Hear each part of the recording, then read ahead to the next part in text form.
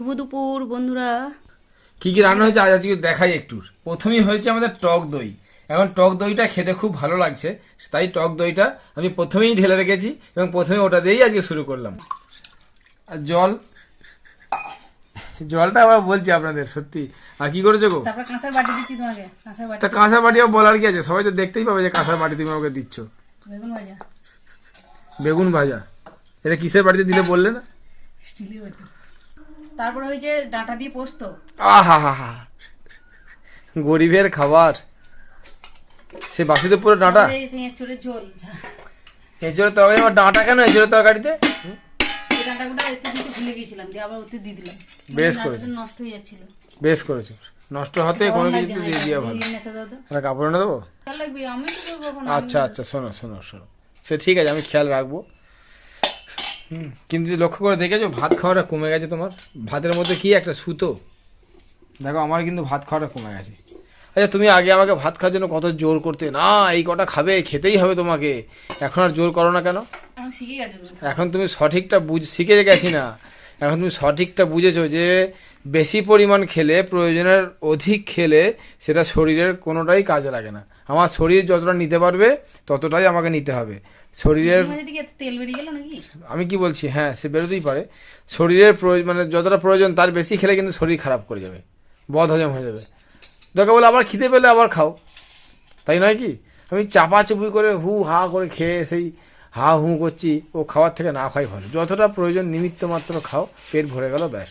তাও পেটটাকে 4 ভাগে ভাগ করে নিতে হবে, ঠিক আছে?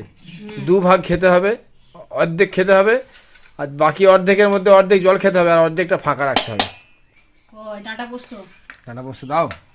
ইয়ে ডাঁটা পোস্তটা কেমন হয়েছে জানি। বুঝতে পারলে শিডিউলটা কি বললাম আমি? হ্যাঁ বুঝলাম।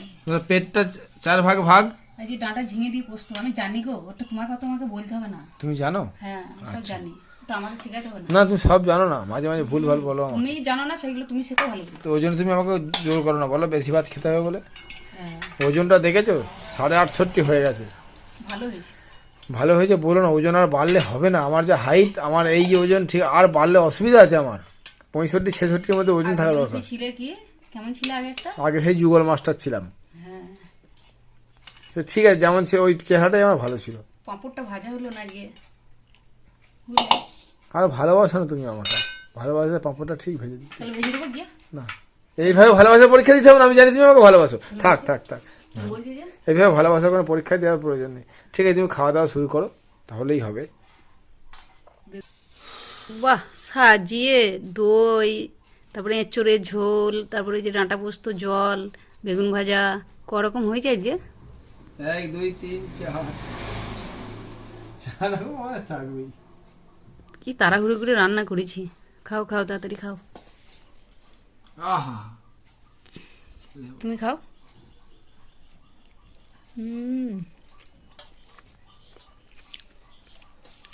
বেগুন ভাজা, ঝিঙে এগুলো বোঝাই যাচ্ছে না।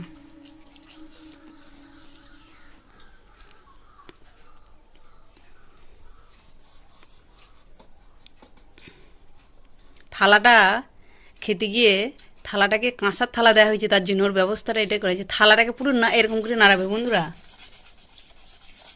পুরো থালাটা, ওই থালাটার নিচেটা পুরো ক্ষয়ে যাবে। থালাটা বসেনি তো, ওই জন্য নড়ি নড়ি বসাচ্ছিলাম। হ্যাঁ, আর ওই মাটিতে এরকম হাতটা পেতে দেবে। কি করবো, খাইয়ে দাইয়ে মোটা করে ফেলেছো। হ্যাঁ 5 বছরে 20 কেজি ওজন বাড়িয়েছো। হ্যাঁ, 45 65 20 কেজি ওজন বাড়িয়েছো তুমি। 20 কেজি ভাবা যায়? ভাবুন তো একবার। 45 না 50 ছিলাম, 15 থেকে 18 কেজি ওজন আমার বাড়িয়েছে 5 বছরে। ভেবে দেখুন, তাও একটু লম্বা হাইটটা আছে বলে মনে হয় না যে আমার ওজন এত। হ্যাঁ 68 কেজি ওজন হয়েছে, ভাবা যায়? এত ওজন ভালো। আগে তোমাকে কেমন লাগতো?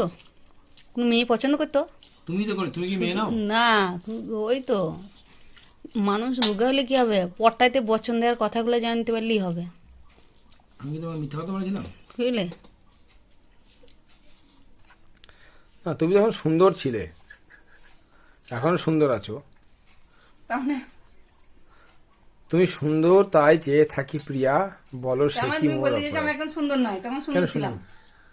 তখন সুন্দর ছিলে, এখন আরো সুন্দর হয়েছে। হুম আরো সুন্দর তোমার গুণাগুণ সবকিছু আমার কাছে ধরা পড়েছে। তোমার হৃদয় আমার হৃদয়ে বাঁধা পড়ে গেছে গো।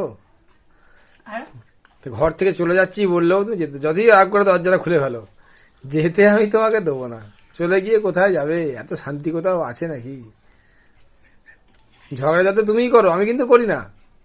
দোষটা কে করে? দোষ আমি, দোষ না, এটা ভুল। ভুল দেখো, তুমি ভুল কথা বললে।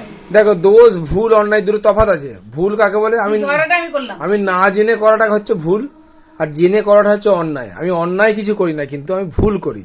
আর ভুলের জন্য মানুষকে আর ক্ষমা করাই যায়? তুমি রোজ রোজ ভুল করবে? হতেই পারে। আমি একটা জিনিস আনতে বললাম ভুলে গেছি, ওষুধ আনতে বললাম ঘরে ভুলে গেছি, ওষুধ আনাটা আমি ভুলি না। সব কিছু ভুলে যাচ্ছ তুমি এক ধার থেকে। তাহলে আমি কি করতে আছি এখানে? সংসার করার জন্য আছে। আমার জিনিস একটা দরকার, তুমি শুধু ভুলে যাচ্ছ। তুমি ভুলে যাচ্ছ, না, আমি ভুলে এখন- যাওয়ার জন্যই তো অশান্তিটা হয়। আমি এখন লিখে রাখি। এখন দেখেছো আমি 100টা, খাতা লিখে রাখবে? আমি 100টার মধ্যে 99টা মনে রাখি। হ্যাঁ, তোমার যা সুবিধা হবে তুমি সেটাই করবে, কিন্তু তুমি ভুলে যাও তো। তাই মোবাইলে ঝগড়াটা হয়। মোবাইলে আমি প্রতিটা অ্যালার্ম দিয়ে রাখি। প্রতিটা সংসারে কি করতে ঝগড়া হয়? কোনো কথা বললে তুমি ফোনের দিকে কান দিয়েছো, মানে কাজ করি খালাস, আর কোনো যুক্তিতেও নেই। মোবাইল আমি দেখি কখন বাবা? কোনো যুক্তিতে নেই, কোনো যুক্তি করবে না, কিছু না। এই যে এরম বলো টাকাটা না, থেকে এই করবো, এরম- এটা দিয়ে এই করবো, এরকম কিচ্ছু করে না। এরম বলো না। টাকা নেই তো কি করবো বলো? তা আমাদের যা টাকাটা আছে, এরম বলো না। অল্প সামান্য মাইনে পায়, সেই সামান্য মাইনেটাই আমরা তো হিসাব করে চলতে হবে আমাদেরকে, তাই না? টাকা নেই তো, 3-4 হাজার টাকা রোজগার, কি করে চলবে বলো দেখি? তুমি আছো বলে তাই গুছিয়ে রাখছি। কষ্ট করে চালাচ্ছি, এখন কি করবো? হ্যাঁ, গরিবের জীবন কষ্ট করেই চালাতে হয়। আমরা মধ্যবিত্ত নয়, একদম কি বলে, আমরা গরিব, গরিব নিম্ন মধ্যবর্তী নয়। আমরা গরিব। ও যদি একদিন কাজে না যায়, সত্যি আমি যদি একদিন কাজে না যাই, আমাদের চিন্তা হয়ে যাবে। মানে একদিন, কাজটা কামাই হয়ে গেল, মানে সমস্ত হিসাবটা গোলমাল হয়ে যাবে। হ্যাঁ, একদিন কাজে না গেলে আমরা এই মাইনেটা, একদিনের মাইনেটা যখন ঘরে আসছে না, তার মানে আমার চিন্তা হয়ে যাবে যে তাহলে আমি এইটা তো পুরোটা সেটা হয়ে আছে। তার জন্য ওকে বলা হয় সব সময় যে তুমি শরীরটাকে ঠিক রাখবে এবং গাড়ি সব সাবধানে চালাবে। আমাদের ওই একটা বাইক আছে বলি মানে কাজটা করে খেতে পাই। যে এই টাকাটা নিয়ে এসে ওখানে দেবো, ওই টাকাটা ওখানে, সবকিছু একদম এর সঙ্গে Set up করা আছে। রিলেটেড সেট আপ হয়ে আছে। এবার একদিন যদি বসে যায় না, মাঝে মাঝে মনে হয় আজকে যাবো না, আজকে একটু ঘরে থাকি, কিন্তু মনে হয় কিন্তু সেটা বাস্তবায়িত হয় না। আবার ভালো লাগে না, তুমি যদি 2 ঘন্টা ঘরে বসে থাকো, 2 ঘন্টা কেটে যাওয়ার পর মনে হবে গেলেই ভালো হতো। আমি 2 দিন সকালবেলা কোনো অর্ডার ছিল না, ঘরে বসেছিলাম, মনে হচ্ছে দুটো কাজ করছি শুধু, মনে হচ্ছে আমি কি করলাম, আমি তো কিছুই করছি না, শুধু সময়গুলো ঘরে বসে থাকছি। মানে কেমন ভেতরে কাজ না করতে পারলে হয় না। আমার কাজের যত প্রেসার থাকে না, আমার তত আনন্দ হয়। খাও। তাতে সেখানে 10 টাকার জায়গায় 2 টাকা রোজগার হোক, কিন্তু কাজের মধ্যে থাকলে একটা অসাধারণ আনন্দ, যে আনন্দের মানে কোনো মূল্য হয় না। তাই যাই হোক, খেলাম, খাওয়াটা অনেকটা আমাদের লেট হয়ে। ঠিক আছে বন্ধুরা, আমরা খাওয়া দাওয়া করি, আপনারাও খাওয়া দাওয়া করুন। আপনারা সকলে ভালো থাকবেন, সুস্থ থাকবেন, আর সবাইকে ভালো রাখবেন। আজ তবে আসি, দেখা হবে নতুন কোনো একটা ভিডিওতে।